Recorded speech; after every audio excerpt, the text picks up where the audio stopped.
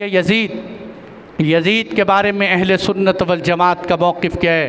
अहले सुन्नत वल जमात का मौक़िफ़ समझिए।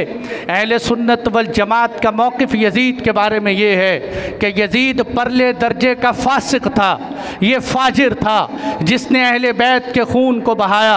आप आजकल कुछ पागल लोग उठे हैं जो ये कहते हैं कि यज़ीद तो वहाँ बैठा हुआ था, उसने थोड़ी कहा था कि अहले बैत को कत्ल किया जाए। ठीक है, नहीं कहा था, लेकिन कम अज़ कम 61 हिजरी में हज़रत हुसैन शहीद हुए। 61, 62, 63, 64 हिजरी तक यज़ीद की हुकूमत रही है। इसने कातिलाने हुसैन से बदला क्यों नहीं लिया? कातिलाने हुसैन को सज़ा क्यों न दी? इसका कातिलाने हुसैन को सज़ा न देना इसकी ज़िंदगी पर बदनुमा दाग है। और ये सहाबा किराम और अहले बैत के खून से बरी उस ज़िम्मा नहीं हो सकते। और रही बात ये कि एक तो ये बड़ा जुर्म कि 72 नाशे उठे और इसने इब्ने ज़ियाद को कोई सज़ा न दी। और दूसरा क्या किया? दूसरे नंबर पर सिर्फ चंद रोने से, बहाने बनाने से और आंसू बहाने से कुछ नहीं होता। इन्होंने क्या किया कि हर्रा का सानहा पेश आया, जिसको आज लोग जानते भी नहीं। करबला को तो जानते हैं, वाक़या हर्रा को कोई नहीं जानता। हज़रत हुसैन के शहीद होने के बाद हज़रत अब्दुल्ला बिन ज़ुबैर मदीना मुनव्वरा में थे। आपने जब इस यज़ीद की बैत को तस्लीम नहीं किया तो यज़ीद ने मदीना मुनव्वरा पर चढ़ाई करवाई। 3 दिन तक मदीना मुनव्वरा की हर चीज़ हलाल कर दी गई थी। हुज़ूर सल्लल्लाहु अलैहि वसल्लम के शहर में खून गलियों में बहाया गया, औरतों की बेहुरमती की गई।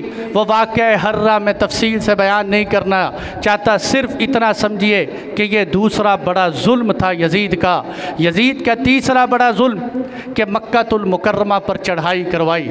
बैतुल्ला की दीवारों पे पत्थर बजे, बैतुल्ला की दीवारें हिली, मक्कातुल मुकर्रमा हिला।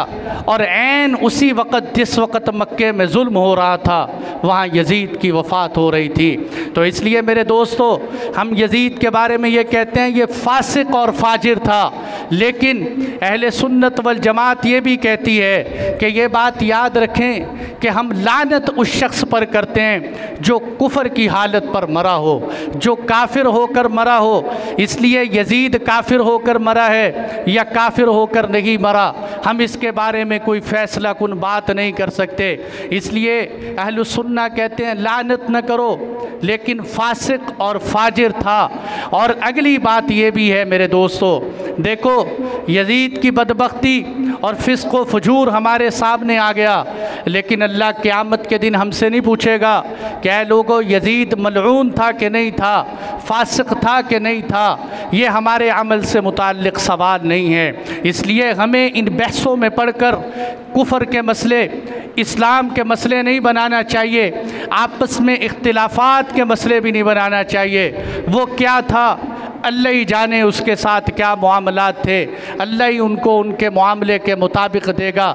हमें अपनी ज़ुबान को खोल कर हमें नहीं कोई पहलू अपनाना चाहिए। हाँ, ये बात ज़रूर है कि जिन्होंने 72 अहले बैत को शहीद किया, हमारा दिल तो दुखता है। हम उसकी ज़ुबान से तारीफ़ कैसे कर सकते हैं? हम उसको ताबई कैसे कह सकते हैं? यज़ीद ताबई भी नहीं था।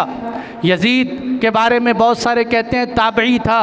यहाँ अब टाइम मुकम्मल हो गया। यज़ीद सहाबी रसूल के लिए इतना काफ़ी है कि वो ईमान की हालत में अल्लाह के नबी का दीदार कर ले, चाहे एक पल झपकने के बकदर किया हो, वो सहाबी रसूल, और उसके लिए सारी ज़िंदगी सहाबा के फ़ज़ाइल हैं। लेकिन ताबई वो बनेगा जो सहाबा को सिर्फ़ देखे नहीं, वरना तो अब्दुल मलिक बिन मरवान भी ताबी था, हज्जाज बिन यूसुफ भी ताबई था। ये ताबई नहीं, देखे भी, देख कर अमली ज़िंदगी भी दुरुस्त हो, उसको ताबई कहते हैं। जो कुछ